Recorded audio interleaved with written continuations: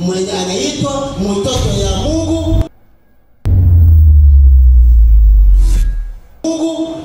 Juu yake kuna parapluie, na parapluie inazuiza uwezo ya kuzimu.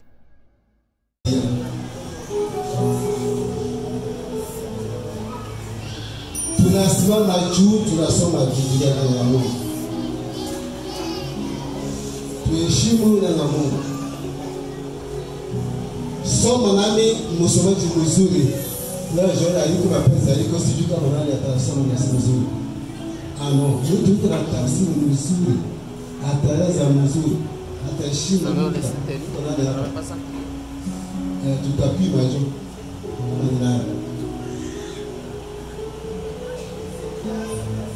Ezekiel basoma kitabu cha Yohana ya kwanza sura 4 verse 4 tu. Yohana ya kwanza sura 4 na shairi yake ya 4. Wewe tunaenda kusoma. Wanasema ujongea hapa kama iko. Iko kwa yake. Tunasoma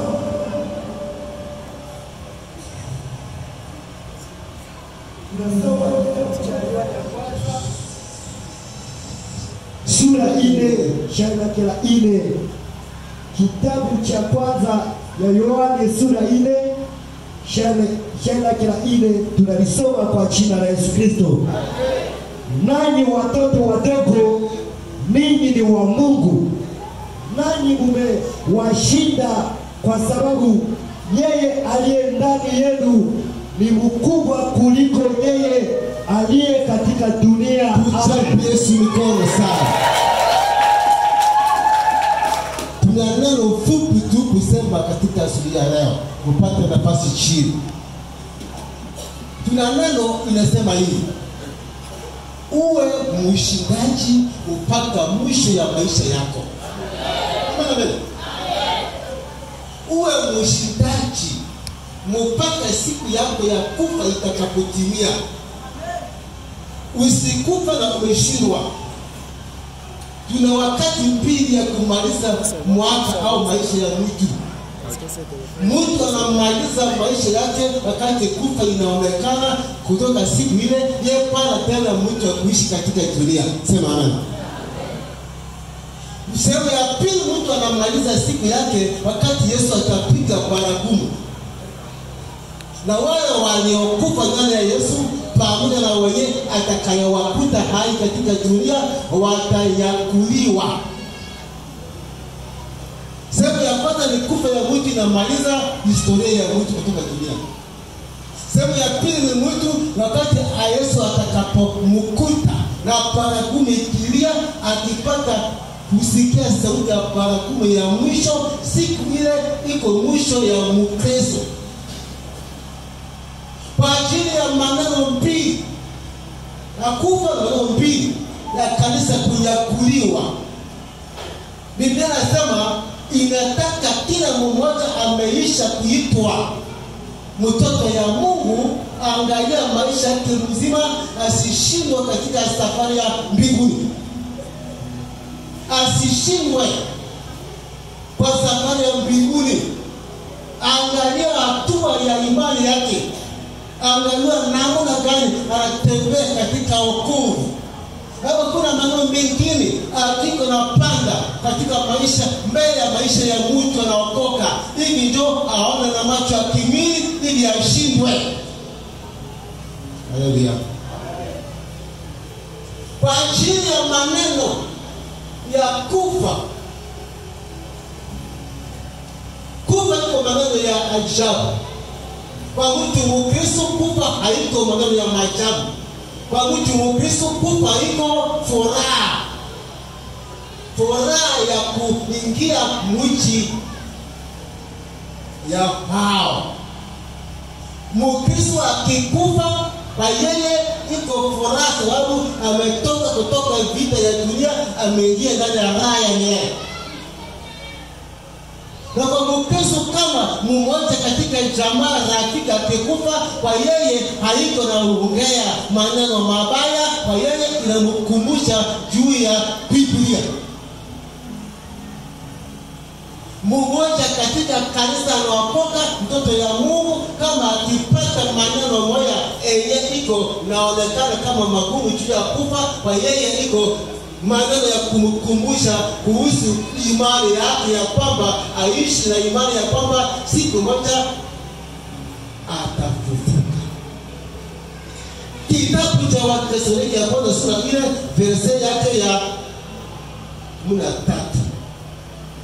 Paulo anasema ninawasihi ninyi, anasema ya kwamba msijue maneno juu ya kufa. Msikose kujua maneno juu ya kufa kama watu wasio na tumaini. Wathesalonike ya kwanza sura 4 verse yake ya 13. Msikose kujua maneno juu ya kufa ya wasiamini na kufa ya Wakristo. Anasema kwa kufa ya Wakristo msihuzunike. Kwa kufa ya wasiamini vile vile msihuzunike, kusema mambo moja inayotaka mtu ahuzunike kwa maneno inaguza roho yake. Kuhuzunika kama watu wasio na matumaini. Anasema kama mkijua Yesu alifufuka, alifufuka, vivyo hivyo wale walio ndani ya Yesu Kristo watafufuka siku moja. Msihuzunike kwa ajili ya kufa ya wasiamini, kufa ya Wakristo. Kufa ya wasiamini, waya ya Wakristo. Mingi. Amen. Kama mwana kufa anafanya kazi. Wewe na hivi. Msihuzunike kwa ajili ya kufa ya. Pale mbiko mzima sana. Uko nini? Asibatia hapa. Amen. Baba tuko ndani ya maneno yake, nataka mtu afahamu na kusikia vizuri. Kwa sababu kuna katika pale kanatoka roho yangu vile vile mimi katika vile vile. Amen. Tuinunue simu ongeza sauti ya mtu ili watu wako nasikia wasikia vizuri. Sasa simu kama yapo na ile mzuri pale bei ya ile simu pana mbele ya Mungu. Mtu haiwezekana aache imani yake kuanguka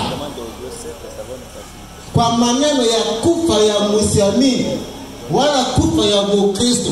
Sababu anasema wakati mtu anaisha kukua mtoto ya Mungu, yako na jua mara moja ule mtu msiamini anaenda pali fulani. Biblia inaonyesha kufa ya wasiamini, nyuma ya kufa ya wasiamini wanaenda kwa njia ya upotevu. Kwa kufa ya Wakristo, Biblia inaonyesha wanaenda kwa njia ya kuingia ndani ya pumziko ya raha ya milele kwa paradiso. Sasa maneno ya kufa mara nyingi ikifika inaonekana kitu kipya. Inaonekana kitu kipya. Na ndani ya maneno ile kipya kwa macho ya wanadamu inatiaga roho ya Wakristo inapoa. Adui kanafata mtu wakati roho yake imepata huzuni. Roho yake imepoa. Roho yake imekosa tumaini ya kwamba ufufuko ya Wakristo iko na ufufuko ya wasiamini iko vile vile. Yeye anakosa njia mbili yote, anawaza mtu anaishi kutulia kwa milele. Ile ndio upungufu yenyewe tunatia sisi Wakristo tushindwa. Amen. Biblia inasema sisi ni watoto ya Mungu. Tumeshinda Shetani sababu yule aliye ndani yetu ni mrogo kuliko wa dunia. tunampokea Yesu Kristo iko mkubwa kuliko mapepo yote ya ulimwengu. Sababu Yesu pekee ni mshindaji wetu. Kama Yesu alishindwa kwa kaburi, habari njema ya wokovu ingekuwa haina nguvu. Ni habari nzuri sababu tunapata neema kujua Yesu alishinda kaburi na mauti na alimaliza shetani kwa msalaba. Ndio kutusukuma imani yetu isimame juu ya Yesu. Na mwenye imani yetu inasema juu ya Yesu, yeye pana mwenye anatiishwa tena kwa maneno ya kuonekana kwa macho ya watu.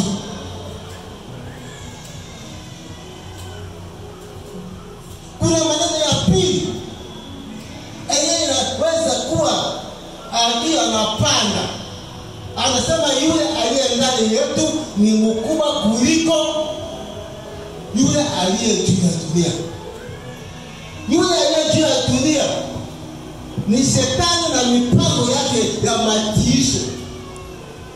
Ni shetani analeta matisho mara mingi ili watu waingie ndani ya oga, watu washindwe katika imani, watu wasiona Mungu anaweza kuwa sasa wakati mambo ya matisho inaonekana.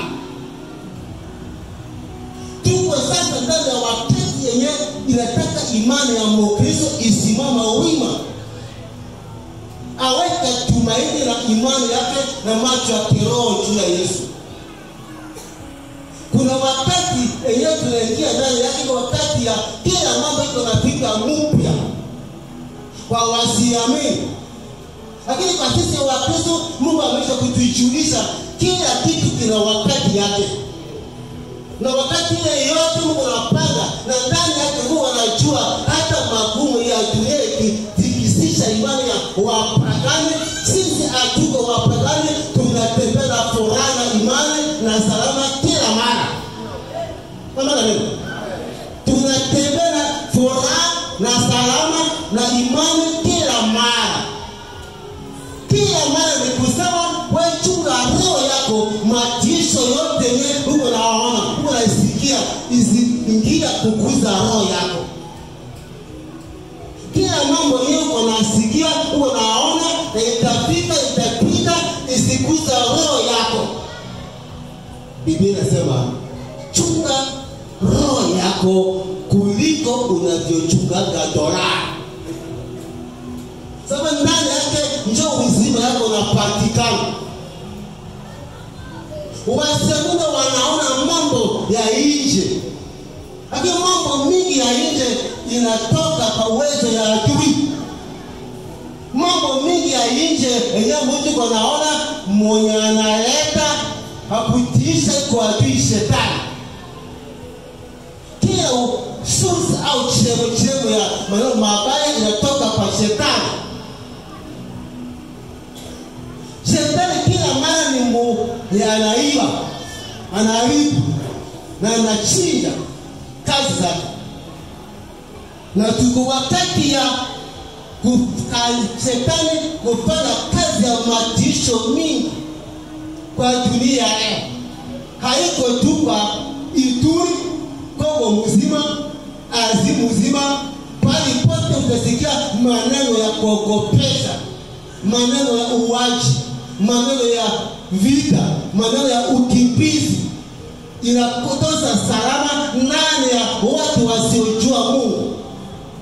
Sisi Wakristo wenyewe tuko ndani ya Yesu Kristo, inataka kila mara tutumaini Yesu na tujue ya kwamba wakati ya magumu Mungu anaoneshaga yeye kama Baba, na anatafuta kujua imani ya wale wanajiita Wakristo wanasimama kweli. Amen, amen. Tuko ndani ya wakati ya kufa, wakati ya uharibifu na wakati ya kuiba akili. Sisi Wakristo haifai tuache imani yetu iibiwe. Hivi ndio yote ya kufa, mambo yote ya ukimbizi, mambo yote ya vita itufikie kitu kigeni. Ikuje tumeisha kukamilika ndani ya imani takatifu, na tuko na juu ya kwamba tuko na mwenye uwezo, mwenye nguvu ndani yetu, na anajifanya kwetu. Yeye ni Mungu Baba mpendwa, yeye ni mshindaji wetu, na hatuwezi kuwa na oga.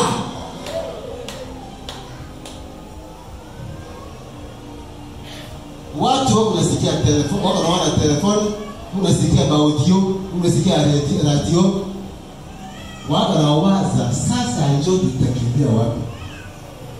Sasa nitaenda lala chini ya nyumba ya sangazi yetu iko wapi? Utafanyikana je? Mungu akiisha panga maneno ya magumu kwa macho ya watu, zina wakati.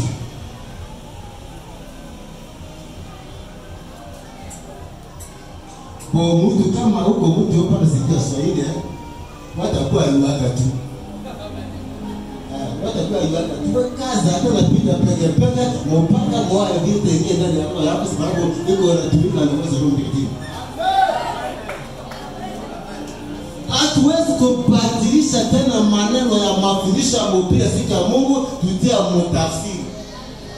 Mtafsiri anasema kitu kingine.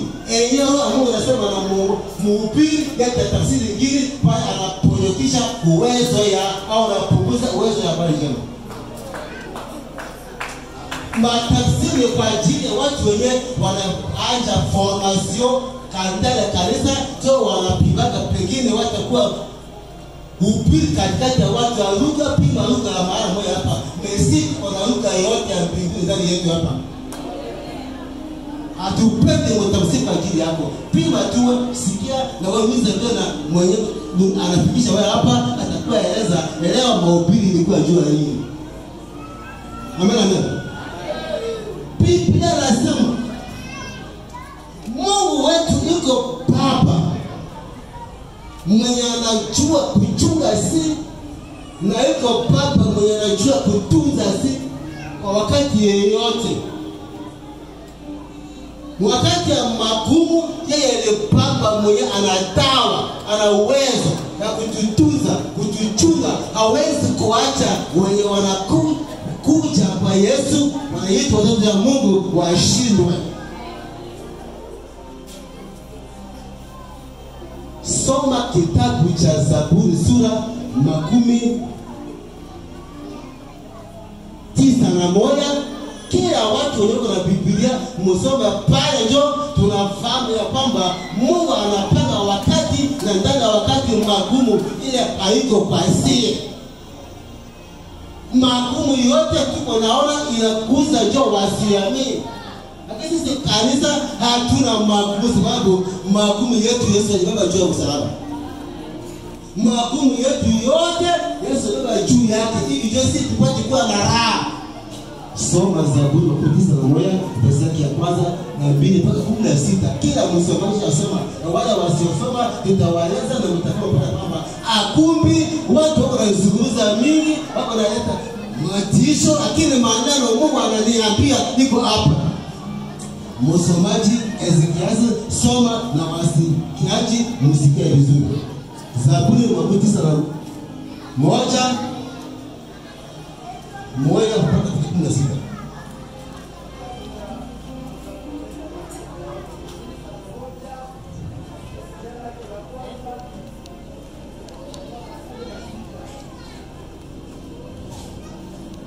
Kitabu cha Wazaburi 91 shairi la kwanza.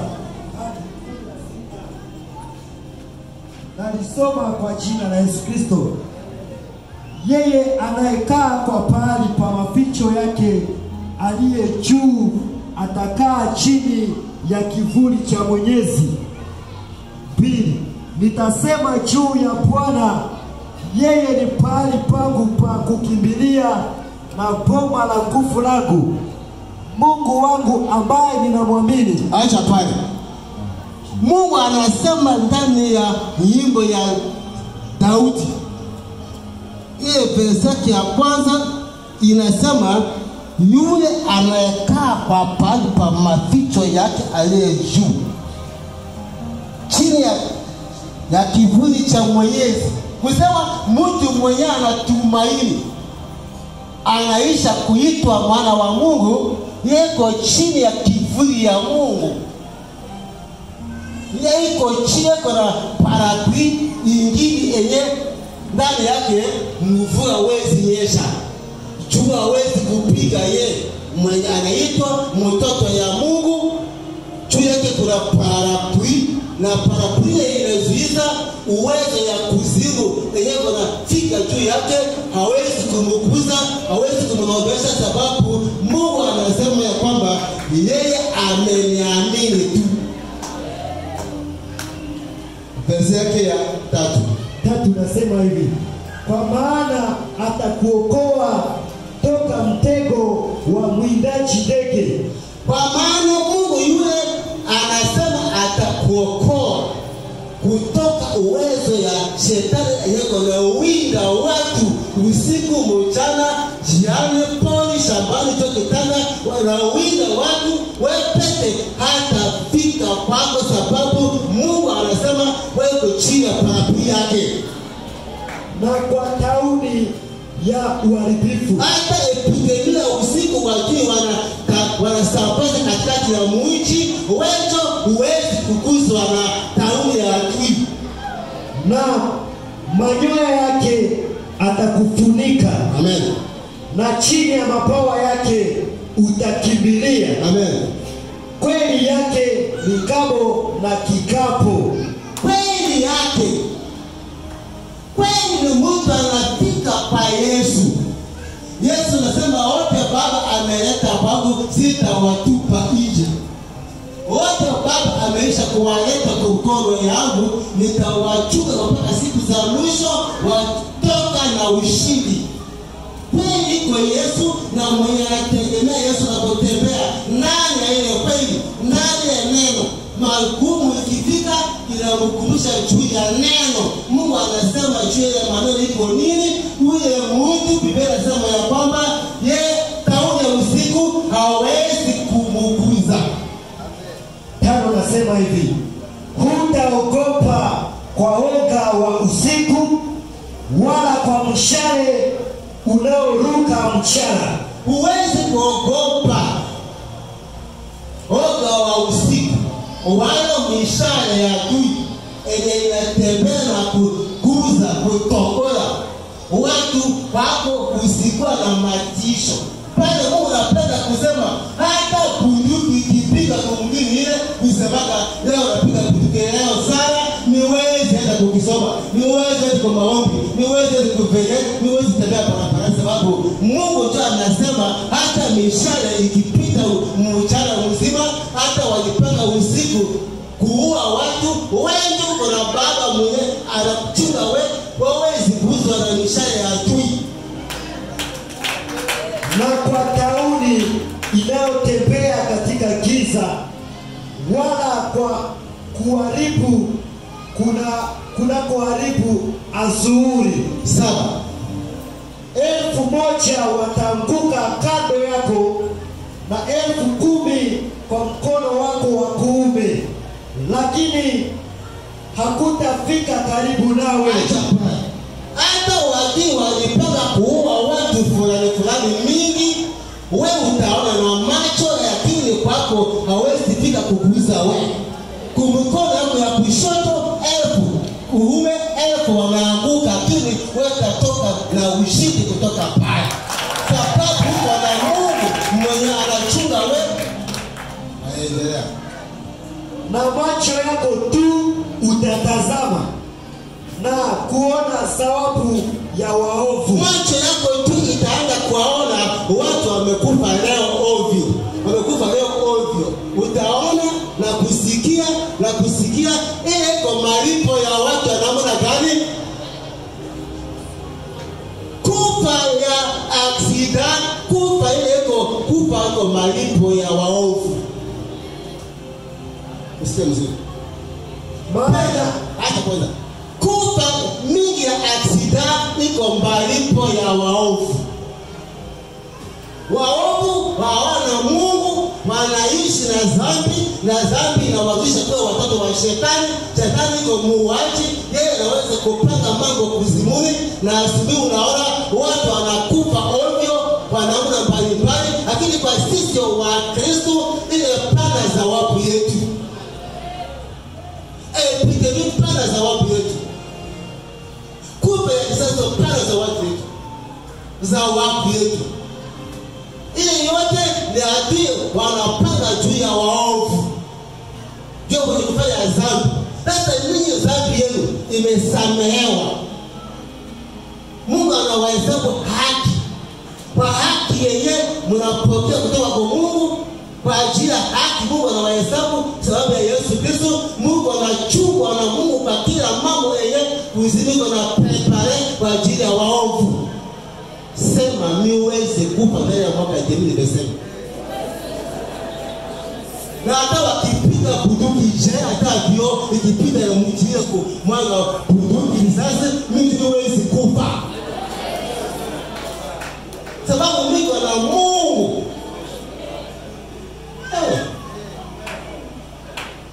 Niko na Mungu. Endelea. 9 anasema hivi: maana wewe Bwana ni pahali pangu pa kukimbilia, umefanya aliye juu kao lako. Mabaya hayatakupata wewe, wala tauni haitafika karibu na hema yako. Maana ataagiza malaika yake juu yako, wakuchunge katika njia zako zote. Mungu anatuma malaika yake ya kuokoa mwenye anaokoka, kuponesha, kusove, kutosha ile ya magumu, sababu ametia upendo yake ndani ya Mungu. Kwa ajili ya upendo yake amejibu upendo ya Mungu ni kupitia Yesu Kristo. Mungu anasema tokea jina lako limeandikwa kitabu cha uzima. Uko na malaika mlinzi, hawezi kukuacha. Ni siku ile ndio nataka yeye akadelewe, afunika wewe, yeye kabate kumkono yake na kutembea na wewe. Kila risasi, kila epidemi ni kuza waovu. Ikuza waovu. Tena uzuri ya mtu anaitwa mtoto ya Mungu, kuna malaika akianza kumchunga na kisipofanya dhambi, malaika ile inamuongoza mpaka kwa kaburi.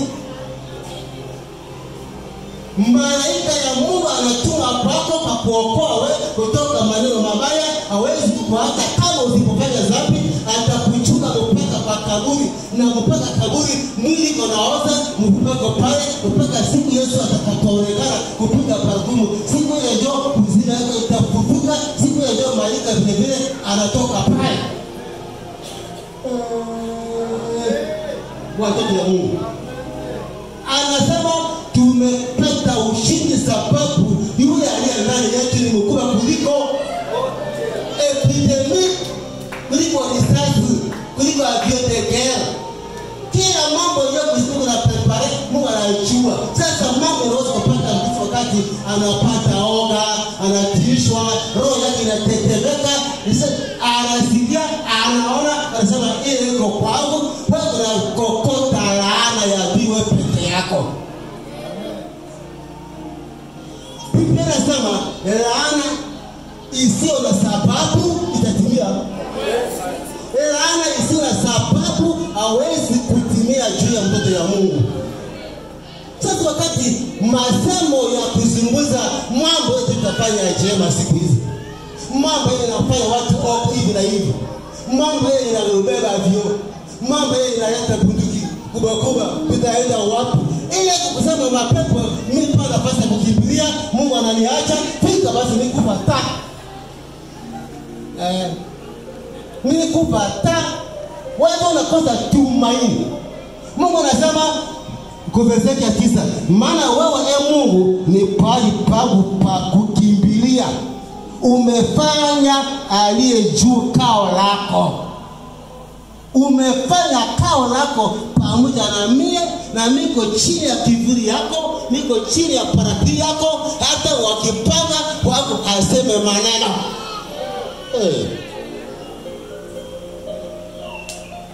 Sasa tuko ndani ya dunia inataka mambo yote yenye unabii alisha kunapa itimie yote.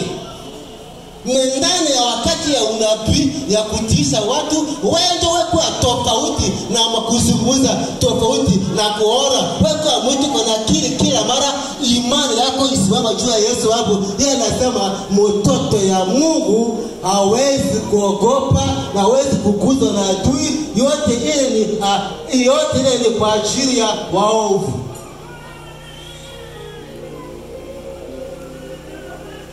Adui mushari yake ya epidemi, mushari yake ya bunduki inapandaka mtu wakati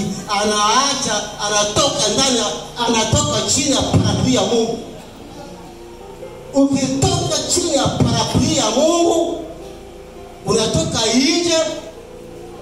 Kule nje iko embwa, kule nje iko nyama makali, watakushika sababu ulitoka chini ya parapli. Parapli ya Mungu iko, yeye anachunga walio yake yeye peke yake. Anasema macho yake iko juu ya wenye haki. Anasema tanyola ya mtu aweze kuanguka chini na yapana jua. Mungu anabanyola mingi yeye. Mnachayola na kishayola inaanguka chini ya Mungu anajua leo wewe tosa ngapi. Vivyo hivi mabaya yote yetu kunajipanga kwako, Mungu hawezi kuacha ipite na yapana jua. Na wakati akijua anasema anajua yote, ni pale ndio anajishajira mambo yako hivi mabaya isikupata, sababu uko ndani yako Mungu anapanga kitu kizuri sana kwa ajili ya dunia, na watu wataokoka kesho kwa sababu yako. Hivi mambo yote yako yanafanyikana nyuma yake, kesho tutasikia okovu inaingia pale wadui walikuwa na watu. Ndio unajua. Kesho nyinyi mtatoka hapa na mnaenda kuhubiri kwa mbao. Bapando kwa poka. Basi unakata watu na shoka. Patara kama hapa karibu. Tuko na ngoja ndio mwezi mmoja kupita. Amen. Ni wote. Kwa hiyo bila wote sana wewe watu wanangoja vile nani atafika kuwatosha kutoka kwa Mungu. Amen. Amen. Nataka sio wa Kristo leo tunapata neema tujue Mungu mipango yake ni mazuri kwa ajili yetu, tutangaza uzuri yake, kwa kutangaza yake usibeba laana na kukuota na maneno ya masemo ya okoka, masemo ya matisho na kuogopa hapana. Soma verse yake tunaendelea. Nasema hivi, watakuchukua juu. Malaika ya Mungu anatembea na watu mkono kwa mkono, adui anapenda kupuka bunduki, anatosa hewa. Sema tuko na uwezo ya ajabu ndani ya uchungaji wa Mungu. Watakuchukua juu mikononi mwao, usivunje mguu wako kwa jiwe. Utakanyaga simba na nyoka mdogo mwenye sumu. Utakanyaga mwana simba na joka. Wewe mamlaka ya kukiri imani safi kwa kutiisha shetani. Wewe unanena kusema juu ya mapepo, mnaanza sasa ili muweze fanya fahamu. Mimi nalindwa na Mungu. Unasema na pepo unaogopa masemo yako. Wengi za watu wanakosa imani juu ya Yesu, wanakosa Mungu kwa pande yao, wakisikia tu maneno kidogo inaanjwa, wanaanza kuongea kama wasiamini, kukutana kuongea na wananyonya imani yao katikati ya maneno ya sumu. Wananyonya maneno ya imani na masemo ya sumu. Mkristo niko mtu imani tunakomea kila mara. Leo anapanda juu ya mabaya, kila mara anapanda katika imani juu ya kila magumu yenye dunia iko naona. Kwa yeye hakuna mabaya. Kwa yeye mabaya iko tu dhambi. Anaogopa dhambi, na wakati anaogopa dhambi, Mungu anamshika kwa mikono yake, atamchukua na kumuongoza, sababu yeye ana mipango mazuri juu yako. Kwa kuendelea nasema hivi, kwa sababu ametia mapendo yake juu yangu. Umetia mapendo yako juu ya Mungu, ile mapendo isikoma, isiregea, isipunguka. Mapendo yako endelea na mapendo yako ya kwanza. Mapendo ya kwanza iko moto yako ya kwanza. Siku ulipoamua kwa Yesu, ulijiamua nitaenda mbinguni, na wewe pale kuna ogopa hata masemo ya watu wa dunia. Hata Bwana akisema mabaya usema mimi najiokoa mimi mwenyewe, na mimi najiokoa mimi mwenyewe, siwezi kutii wewe, mimi taenda. Lakini wakati mapendo na koma, Bwana anasema asubuhi kila baada ya mwanzo kumwambia asubuhi. Hiyo jioni naona 4. Nikala hapa. Chamusha chakula. Pika chai kwanza. Wakati napita wala nakia. Kesho memo, kesho kuta memo. Ndio hivi ndio wengi wa Kristo wanakosa upendo ya kwanza, moto unazimika, inatia maneno ya Mungu yanawafikia nzito. Maneno ya Mungu kutembea upendo ya kwanza inatoka sababu ya kuona maneno ya matisho ya kwa Bwana, ya bibi, marafiki, wa jamaa. Mbinguni ukipenda watu lazima sana wewe tembea na imani ya kushinda kila mambo yenyewe watasema juu yako. Sasa iko wakati ya kusikia maneno ya matisho ya watu, hata jamaa, hata bibi, hata bwana, hata watoto. Shika Yesu katika mikononi mwako. Kitabu cha Ufunuo nasema hivi, shika sana ulicho nacho, mtu asitwae taji yako. Amen, amen. Soma Ufunuo. Shika sana enye umeweza kupata kwa Mungu, imani safi ile, usiponyokishe na kuacha shetani kuipa kwa ajili ya kuona masemo, kuona namna ya watu wanafanyikana. Angalia yule alikuokoa peke yake. Ufunuo sura yake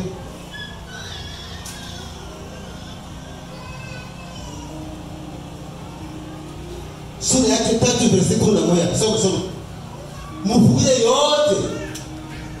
Ufunuo sura 3 verse 11. Ufunuo kwa kitabu ya mwisho ya Agano la Jipya. Ufunuo sura yake 3:11 anasema hivi, kwa jina la Yesu, tazama ninakuja upesi. Shika sana ulicho nacho, mtu asitwae taji yako. Amen. Mtu iko mwenzako, shetani anamtumizia akukopesha wewe na maneno na kuacha imani, akuleta oga, akupoteza imani yako. Biblia inasema shika sana, usiache mtu atoe taji yako. Ni kusema nyuma ya kutembea katika ushindi mpaka kufa ya mtu, au kutembea katika maisha ya ushindi mpaka Yesu atapika baragumu, wewe utakuwa mshindaji wa kweli mwenye ataingia mbinguni na ataketi juu ya kiti cha kifalme pamoja na Mungu, na wewe utapokea taji sababu uliweza na kutembea juu ya kila magumu, cho wanafika mbinguni. Wote wanataingia mbinguni washindaji. Kutoka dunia wote watakaosikia baragumu kulia iko tu washindaji, walikuwa mbele ya magumu mingi, hata magumu pale wazuiza. Tunasikia hakuna mtakatifu unapokea jina leo sababu unaamini Yesu, sababu uko nasamehewa mtakatifu.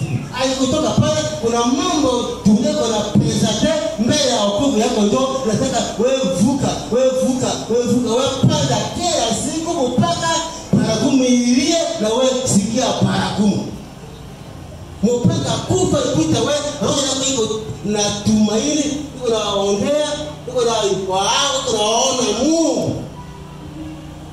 Stefano siku walimtupa na jiwe.